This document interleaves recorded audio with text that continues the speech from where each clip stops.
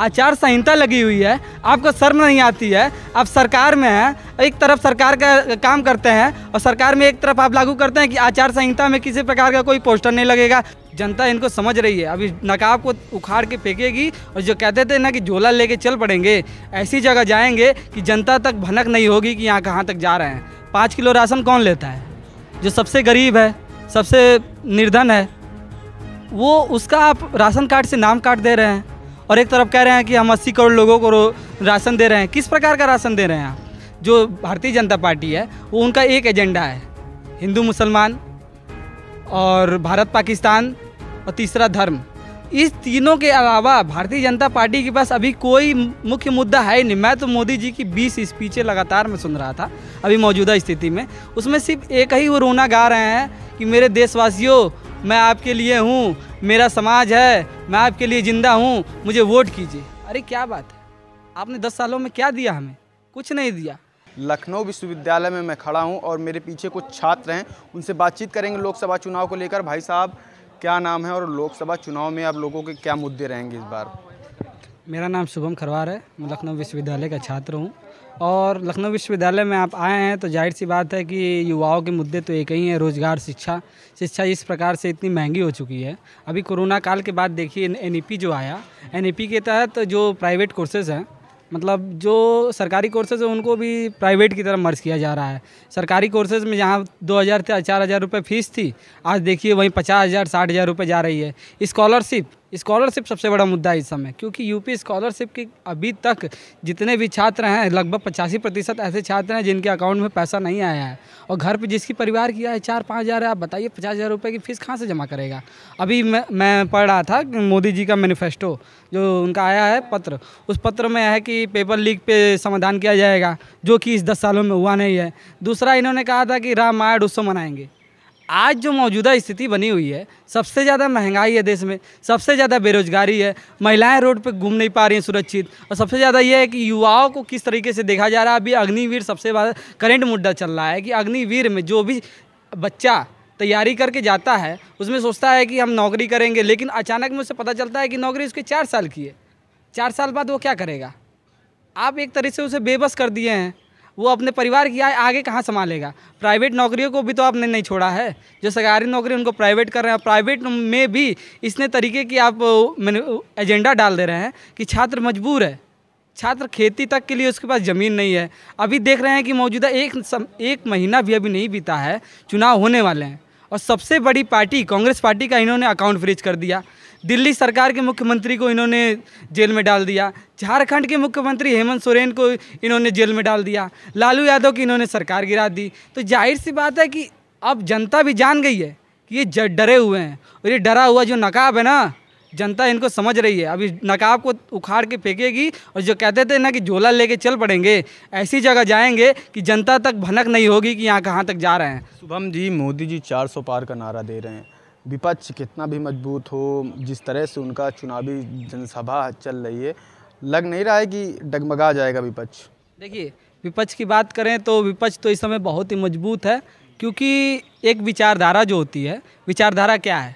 आप गरीबों, शोषितों, वंचितों, जो पीड़ित हैं, उनके लिए आप लड़ रहे हैं। और ये विचारधारा समाजवादी पार्टी और कांग्रेस और सीपीआई और तमाम जितने गठबंधन हैं वो लेके चल रहे हैं। लेकिन वही विचारधारा के विपरीत जो भारतीय जनता पार्टी है, वो उनका एक एजेंडा है, हिंदू मुसलमान और भारत पाकिस्तान और तीसरा धर्म। इस तीनों के अलावा भारतीय जनता पार्टी के पास अभी कोई मुख्य मुद्दा है ही नहीं। मैं तो मोदी जी की 20 स्पीचें लगातार मैं सुन रहा था अभी मौजूदा स्थिति में, उसमें सिर्फ एक ही वो रोना गा रहे हैं कि मेरे देशवासियों, मैं आपके लिए हूँ, मेरा समाज है, मैं आपके लिए ज़िंदा हूँ, मुझे वोट कीजिए। अरे क्या बात है, आपने 10 सालों में क्या दिया हमें? कुछ नहीं दिया। छात्र यहाँ, युवा यहाँ सड़कों पर बैठ के लाठी चार्ज हो रहा है। परिवार क्या उसलिए उसको भेजे थे तैयारी करो कि वो लाठी खाए? बड़े बड़े पोस्टर और बैनरों में साफ तौर पे लिखा है कि सबका साथ सबका विकास, विकसित है भारत, मोदी की गारंटी। क्या वाकई मोदी की गारंटी विकसित भारत हुआ है देश? काश ये हम बोल पाते, लेकिन अफसोस की बात यह है कि इन 10 सालों में न मोदी की गारंटी हुई है, न मोदी का विश्वास जीता है, न मोदी ने जनता के बीच में कोई निष्पक्ष रूप से तैयारी की है।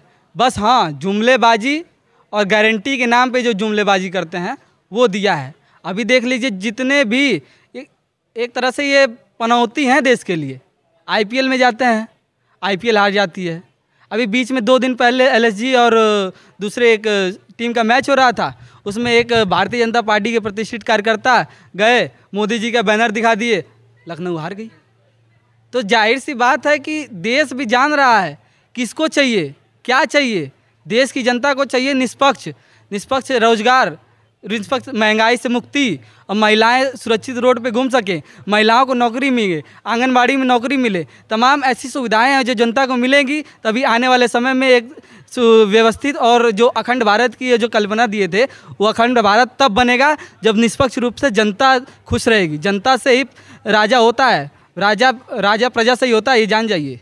बीजेपी का मैनिफेस्टो आपने पढ़ा होगा, देखा भी होगा, उसमें साफ तौर पे लिखा है कि 2029 तक 5 किलो राशन फिर से दिया जाएगा। जो वो किसान वृद्धि चल रही है, जो 2000 रुपये मासिक वो जा रही है, उसमें भी लगातार बढ़ोतरी की जाएगी। देखिए, मोदी जी को ना आपदा को अवसर बनाने में बहुत कम समय लगता है। अभी आप देख लीजिए 5 किलो राशन का इन्होंने जो एजेंडा सेट किया है, 5 किलो राशन कौन लेता है? जो सबसे गरीब है, सबसे निर्धन है, वो उसका आप राशन कार्ड से नाम काट दे रहे हैं, और एक तरफ कह रहे हैं कि हम 80 करोड़ लोगों को राशन दे रहे हैं। किस प्रकार का राशन दे रहे हैं आप? सबसे ज़्यादा इस समय 70% जो आबादी है उसका जो धन है 1% उद्योगपति के हाथ में है, और उद्योगपति का नाम क्या है? अंबानी जी, अडानी अंबानी के हाथ में है। सबसे ज़्यादा पैसा आज अडानी अंबानी के हाथ में है। जनता ही का पैसा है वो आप खुद अपने तरीके से नहीं दे रहे हैं। जनता का पैसा आप अभी बताइए, ईडी सीबीआई का पैसा, उसकी कोई ट्रांसपेरेंसी है? कोई ट्रांसपेरेंसी नहीं है। ईडी सीबीआई का पैसा, आप कहते हैं कि ईडी सीबीआई की इनके ऊपर जांच बैठी है, इनका पैसा जब्त किया गया है, वो जब्त कहाँ है? वो पैसा कहाँ है आखिर? जनता को भी तो दिखाइए कि वो पैसा आपके सामने रखा जा रहा है। काला धन कहते कि 15 लाख रुपए सबके खाते में आएंगे, कहाँ है 15 लाख? 1 लाख रुपए तो भी तो दिखाइए किसी खाते में 1 लाख रुपए तक आए। और आप कह रहे हैं कि अभी कि मोदी जी की गारंटी है, बैनरों पे लगा हुआ है, आचार संहिता लगी हुई है, आपको शर्म नहीं आती है? आप सरकार में हैं, एक तरफ सरकार का काम करते हैं और सरकार में एक तरफ आप लागू करते हैं कि आचार संहिता में किसी प्रकार का कोई पोस्टर नहीं लगेगा, कोई बैनर नहीं लगेगा, कोई भी कानून, कोई भी सरकारी जो पार्टियां हैं, मतलब सरकारी पार्टियों का नाम पर कोई वो जुमलेबाजी नहीं होगी। लेकिन आप क्या कर रहे हैं? अब मैं तो कल गया 10/90 पे देख रहा हूँ, एक बड़ा सा बैनर लगा हुआ है, तमाम जगहों पे बैनर लगा, मुख्यमंत्री आवास के बाहर भी लगा हुआ है, जगहों पे बैनर लगे हुए उनके, और अब बताते हैं कि नहीं किसी प्रकार की राजनीतिक गतिविधि नहीं हो रही है। यही है आचार संहिता। इस प्रकार का कानून है आपके देश में?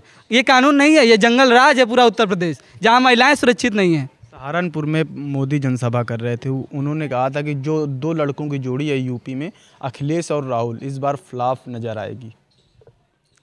फ्लॉप जोड़ी नहीं होगी, फ्लॉप इनका वोटिंग पोल होगा। इस समय जो ईवीएम और जो इस समय जो ये स्ट्रेटजी बना के चलते हैं ना, इनका स्ट्रेटजी समझिए। ईवीएम वहाँ ये हैक कराते हैं जहाँ इनको जीतना रहता है, एक तरफ हैक कराते हैं, एक तरफ हार जाते हैं। तो ये बैलेंस बना के चलते हैं कि जनता भी समझ ना पाए कि इनका कारनामा क्या है। लेकिन जनता भी जान चुकी है कि आपका जो जुमला है ना जल्दी ख़त्म होने वाला है, और पूरी तरीके से 24 में बदलाव है। 24 में एक नई क्रांति है जो युवाओं के लिए है, पुरुषों के लिए, महिलाओं के लिए, वृद्धाओं के लिए, सब जो भी भारत देश में जो अपने न्याय के लिए बात कर रहा है उनके लिए 24 में बदलाव फिर से होगा।